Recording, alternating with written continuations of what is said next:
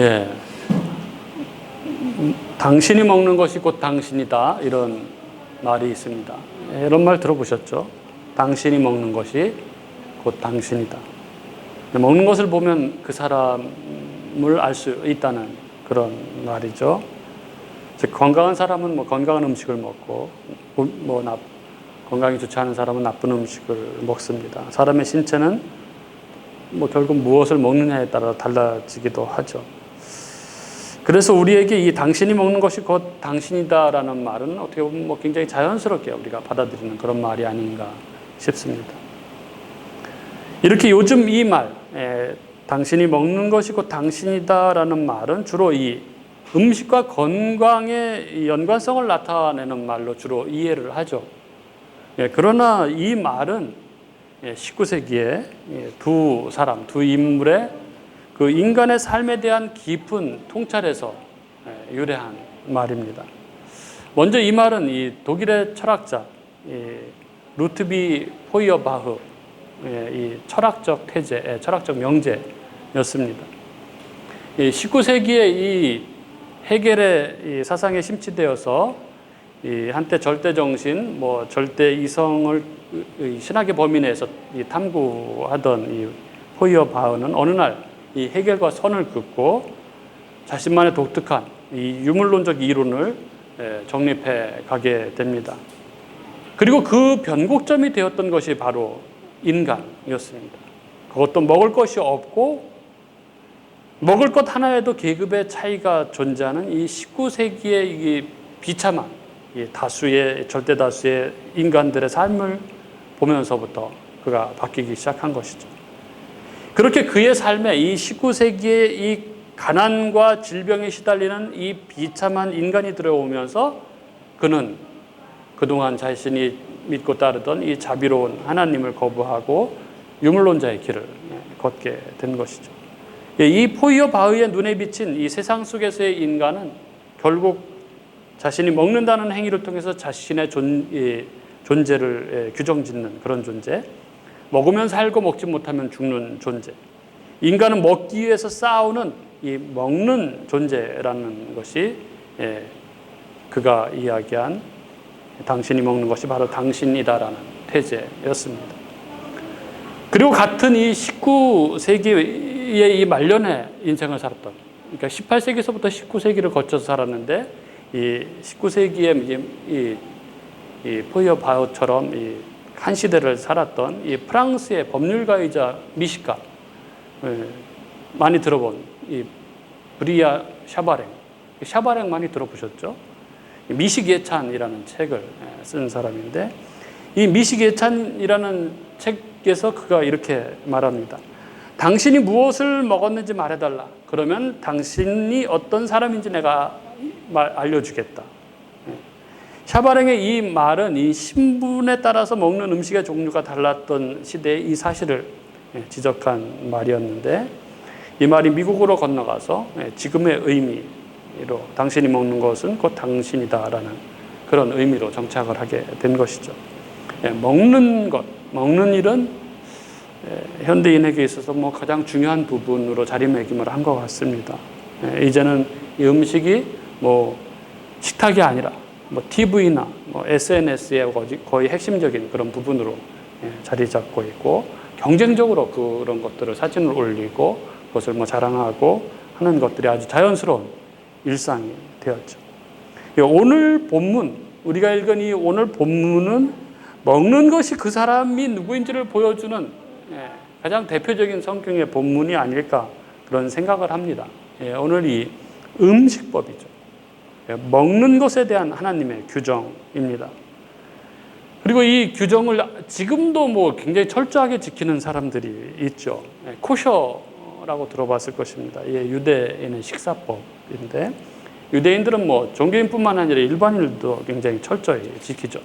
이 코셔에는 우리 본문의 마지막 절에 있는 너는 이 염소 새끼를 그 어미의 젖으로 함께 삼지 말라라는 근거로 육류와 우유를 합쳐서 만든 그런 것은 금기하고 있죠. 치즈버거 이런 거는 완전히 금기식품인 것이죠.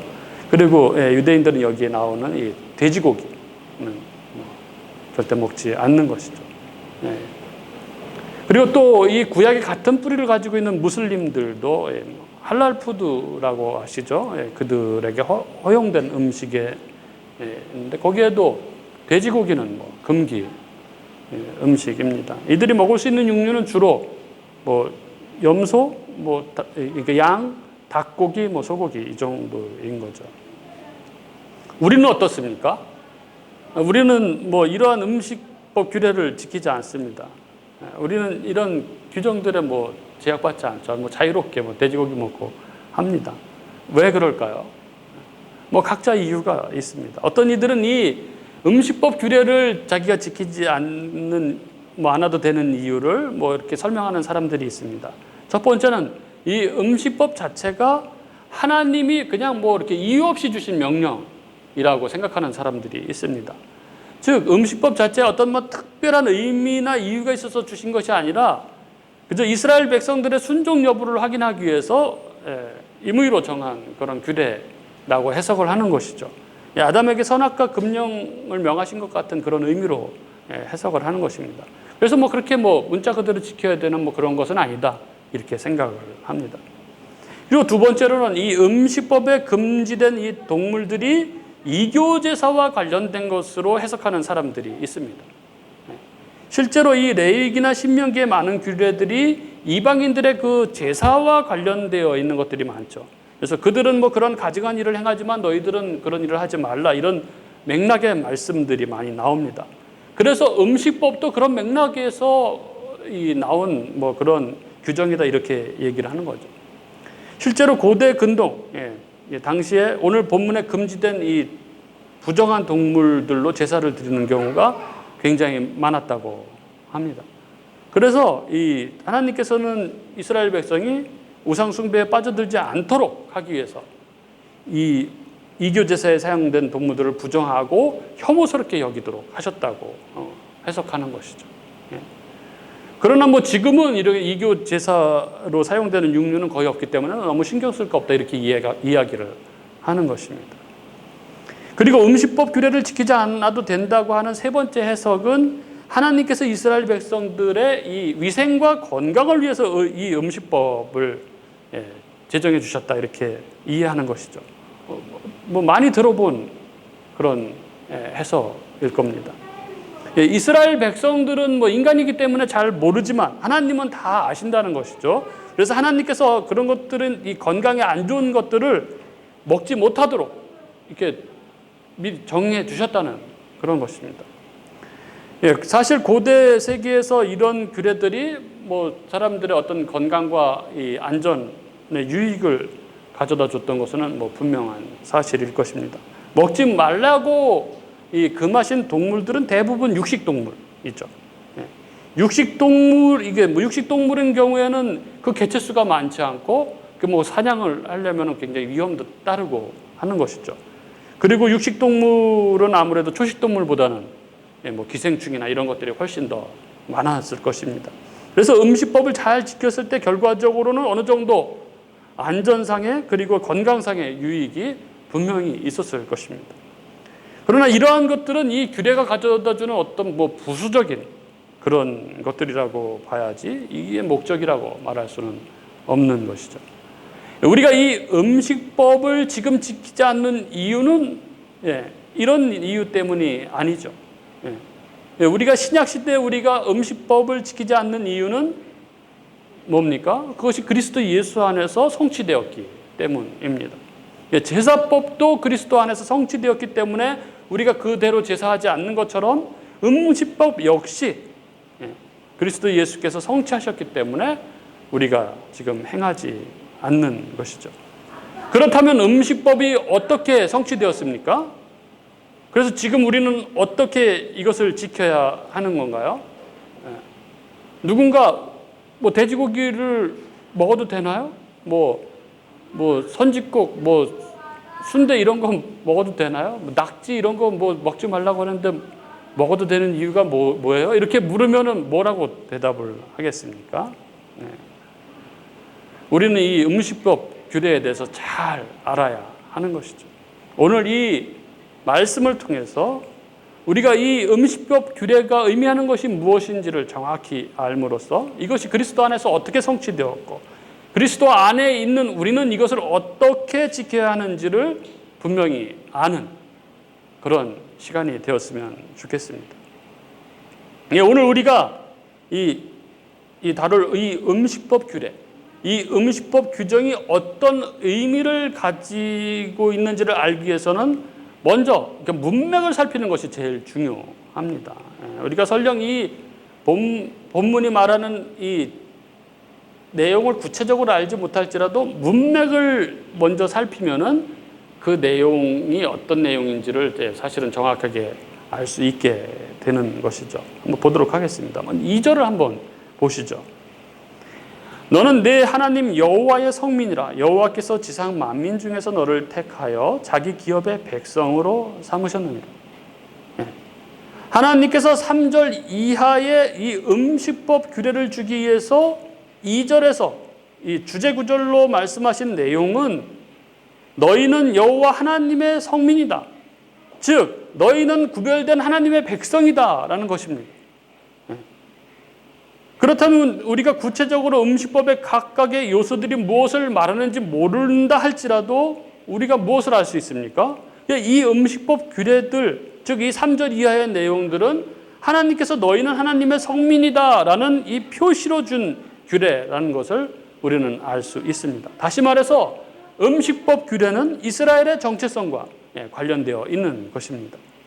2절에서 나타나는 이 이스라엘의 정체성은 그들이 하나님께서 가려 뽑으신, 구별하신 하나님의 백성이라는 것이죠. 즉 그들이 음식을 가려 먹어야 했던 이유는 하나님께서 특별히 그들을 구별하셨기 때문에 아무 음식이나 먹어서는 안 된다는 것입니다. 즉 이들은 먹는 음식을 통해서도 자기들이 택함받은 하나님의 자녀라는 것을 드러내야만 했던 것입니다. 그리고 1절의 내용도 이것이 하나님 백성의 거룩한 구별이라는 문맥 안에 있다는 것을 보여줍니다. 1절 말씀은 이렇죠. 너희는 너희 하나님 여호와의 자녀이니 죽은 자를 위하여 자기 몸을 베지 말며 눈썹 사이 이마 위에 털을 밀지 말라. 죽은 자를 위하여 자기 몸을 베는 것은 이 열왕기상의 이 바알 선지자들과 이 엘리야가 대항하는 그런 장면에 나왔던 그런 모습이죠. 이게 대표적으로 이 가나안의 이교 문화였습니다. 그리고 눈썹 사이 이마 위에 털을 미는 것 역시 이교자들의 풍습이었습니다. 육신을 상하게 하거나 머리털을 미는 것은 이 이교 세계의 일반적인 애도 의식의 하나였습니다. 그러므로 1절 말씀이 음식법 규례 앞에서 설명하고자 하는 바도 2절과 마찬가지죠. 다 그런 것입니다. 너희는 이방인들과 같이 되지 말아라. 너희는 이방인들처럼 몸을 베거나 털을 밀지 말라라. 즉 2절 말씀처럼 너희는 거룩하게 구별된 하나님의 백성들이다. 그걸 잊지 말아라. 이런 의도인 것이죠. 그리고 오늘 본문의 마지막 절도 이렇게 말을 맺습니다. 너희는 너희의 하나님 여호와의 성민이라. 스스로 죽은 모든 것을 먹지 말 것이나 이렇게 쭉 나오죠. 이 구절도 한마디로 너희는 거룩하게 구별된 하나님의 성민이다 하는 것입니다. 오늘 본문의 문맥이 가르쳐주는 이 음식법의 의미는 너무나 또렷하고 분명합니다. 음식법 규례는 그냥 순종을 확인하기 위해서 주신 것도 아니고 단지 이교제사와 관련된 것도 아니고 그저 이스라엘 백성들의 건강을 위해서 주신 것이 아니라 음식법 규례는 하나님께서 자기 백성을 이 이교 백성들과 다르게 거룩하게 구별되었음을 보여주는 징표였습니다. 따라서 우리는 이 규례가 비록 형식적으로는 지금 우리가 똑같이 지키지 않아도 될지는 몰라도 의미상으로는 지금도 여전히 유효한 법이라는 것을 우리는 보게 됩니다. 왜냐하면 우리는 하나님을 믿지 않는 사람들과는 구별된 하나님의 거룩한 백성들이기 때문에 그런 것이죠. 그렇게 우리가 이 음식법 규례의 구체적인 의미를 아는 것은 너무나 중요한 것입니다. 이 규례는 여전히 우리에게 유효한 규례이기 때문에 그런 것이죠. 그럼 이 음식법 규례가 말하고 있는 구체적인 의미를 한번 살펴보도록 하겠습니다. 이 오늘 신명기 본문 이 3절 이하에서 말씀하고 있는 음식법 규례는 이 4절부터 8절에 이 육축의 정부정에 관한 규례가 나오고, 그리고 9절과 10절은 어류, 그리고 11절부터 20절은 조류, 그리고 21절은 기타 관련 규례로 이렇게 구성되어 있습니다. 근데 사실 이 음식법 규례는 레위기 11장에 아주 자세히 나와 있죠. 그래서 이 음식법 규례를 다루기 위해서 신명기보다는 사실은 레위기를 다루는 게 훨씬 더 자세히 볼 수가 있습니다. 그래서 레위기 11장을 보는 게 나을 것 같습니다. 레위기 11장으로 가서 우리 음식법 규례를 한번 확인해 보도록 하겠습니다. 레위기 11장 한번 보시죠. 159페이지에 있습니다. 레위기 11장. 여기 레위기 11장에 보면 세상에 존재하는 동물들을 총 5가지로 정리하고 있습니다. 2절부터 8절에 나오는 내용은 육지 모든 짐승에 대한 규례이고, 9절부터 12절은 물에 사는 어류들에 대한 규례이고, 13절부터 19절은 새, 조류에 관한 규례이고, 그리고 20절부터 28절까지는 이 곤충들에 대한 규례이죠.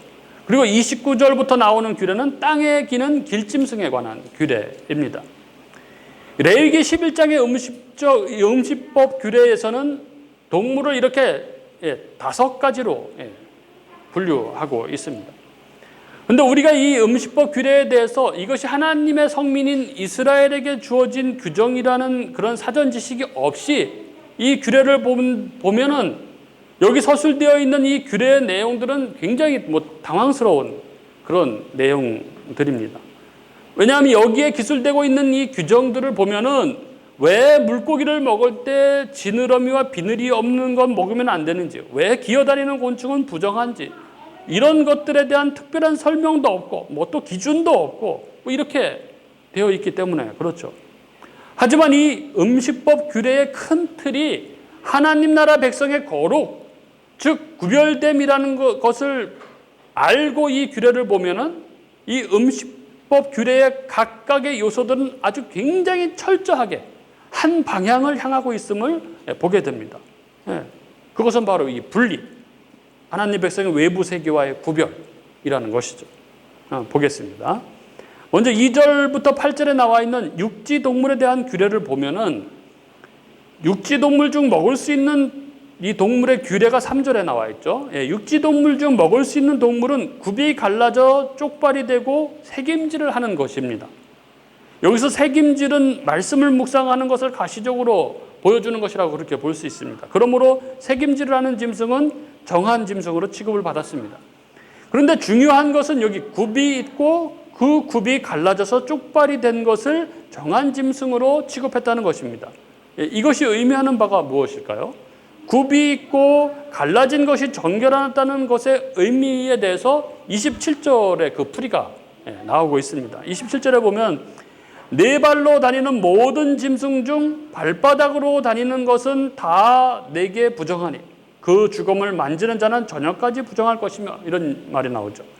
즉 굽이 갈라져서 쪽발이 되었다는 것의 의미는 이 발바닥으로 땅을 직접 딛지 않는 것이라고 할 수 있습니다. 다시 말하면은 정결한 짐승은 외부 세계와 직접적으로 접촉을 하지 않는 짐승들이라는 것이죠. 이 굽 위에 발이 있는 것이죠, 한마디로. 그리고 9절부터 12절에 나오는 물고기에 대한 규례도 한번 보시죠. 물고기의 규례에서 중요한 것 역시 외부와의 접촉입니다. 땅의 짐승에게 있어서 외적인 환경이 땅이라고 한다면 물고기에 있어서 외부 환경은 물입니다. 그러므로 이 물과 직접적인 접촉을 하느냐 하지 않느냐 하는 것은 그 물고기의 몸을 뭘로 싸고 있느냐 싸고 있지 않느냐 하는 것의 차이인 것이죠. 그래서 물고기에 있어서 이 정결 규례는 9절에 나와 있는 대로 지느러미와 비늘이 있는 것은 정결한 것이고 10절 말씀처럼 지느러미와 비늘이 없는 것은 가증한 것입니다. 물고기에 대한 규례 역시 외부 세계와 직접적으로 접촉하느냐의 문제인 것이죠. 그리고 13절부터는 이 조류에 대한, 새에 대한 규정이 나오는데 이 새에 대해서는 뭐 다른 규례가 없이 부정한 새들의 목록만 쭉 나오고 있습니다.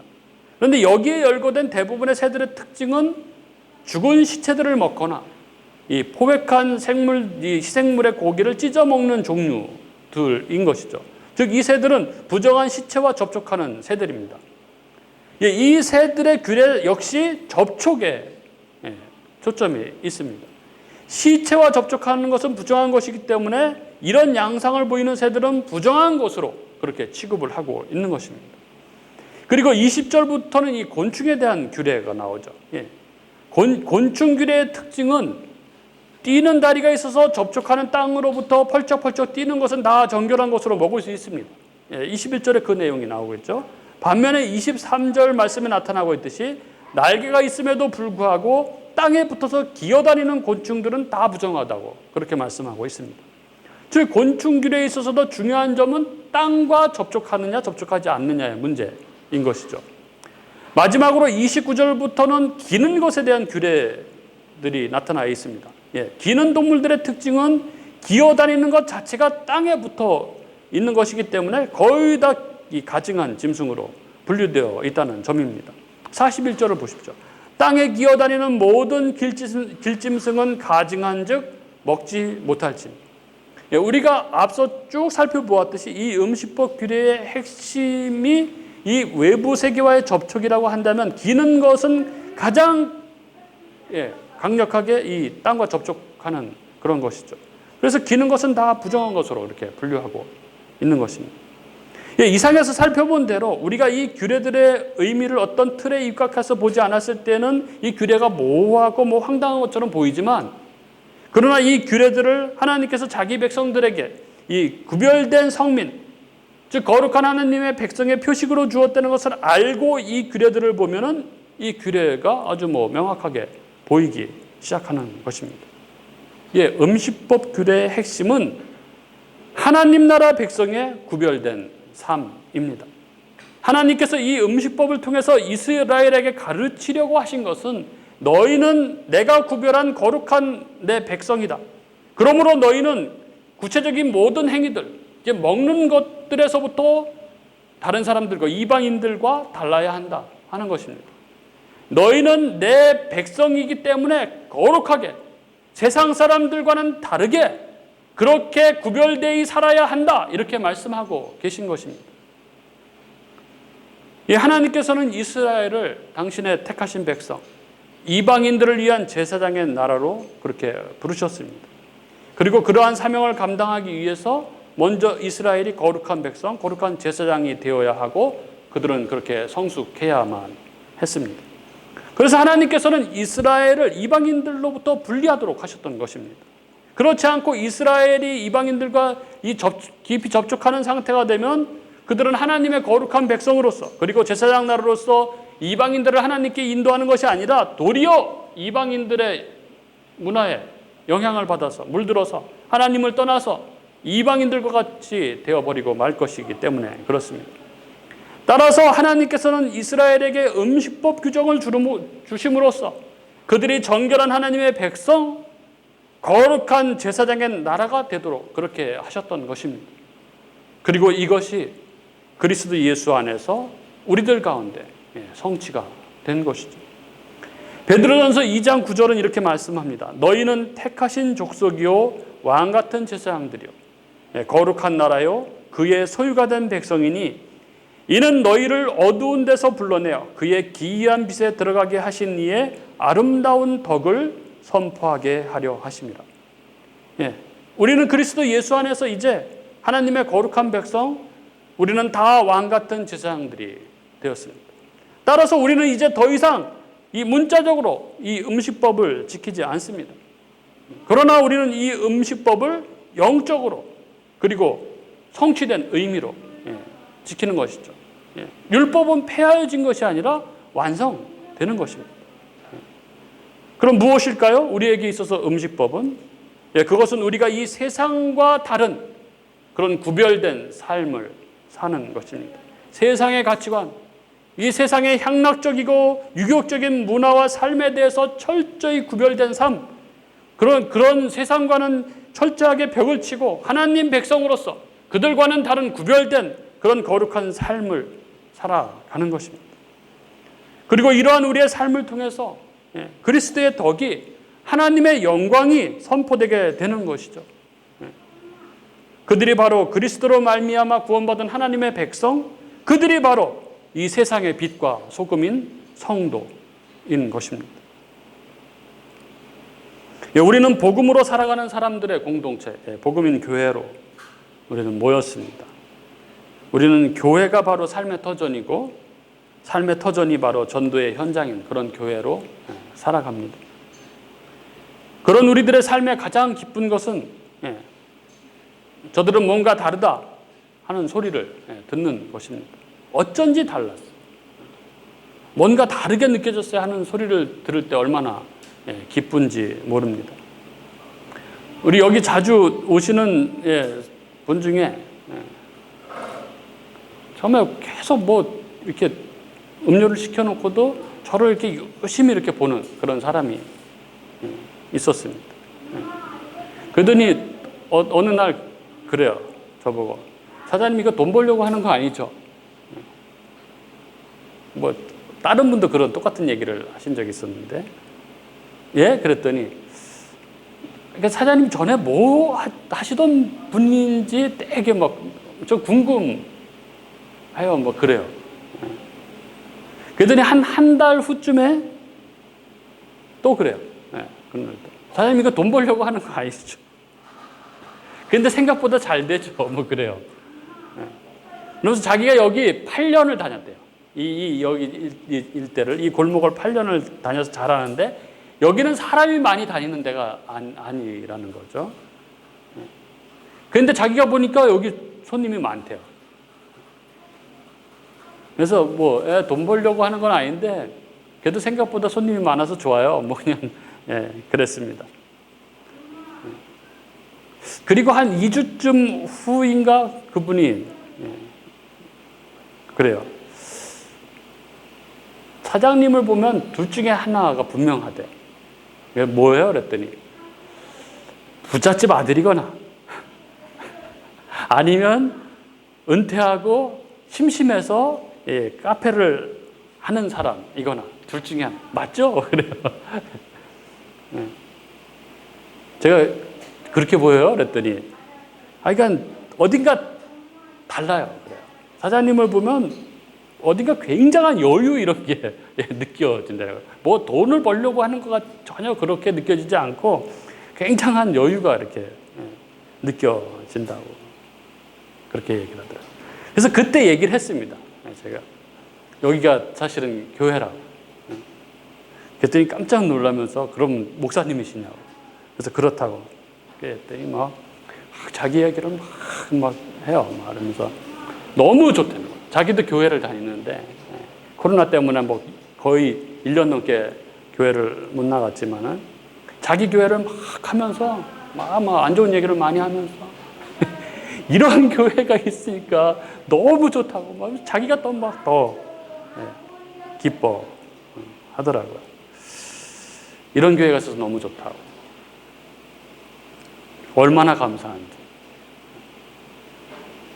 우리는 그저 그냥 막 여기서 정신없이 이렇게 살아갔지만 우리 안에 세상 사람들과 다른 무언가가 느껴졌다는 것이 얼마나 감사한 일입니까? 오늘 우리는 이 구약의 음식법을 통해서 세상 사람들과 다른 거룩한 삶, 우리는 구별된 삶을 살아야 한다는 하나님의 권고를 받습니다. 비그리스도인들에게 있어서는 이 성도의 삶이 성경이라는 이야기가 있습니다.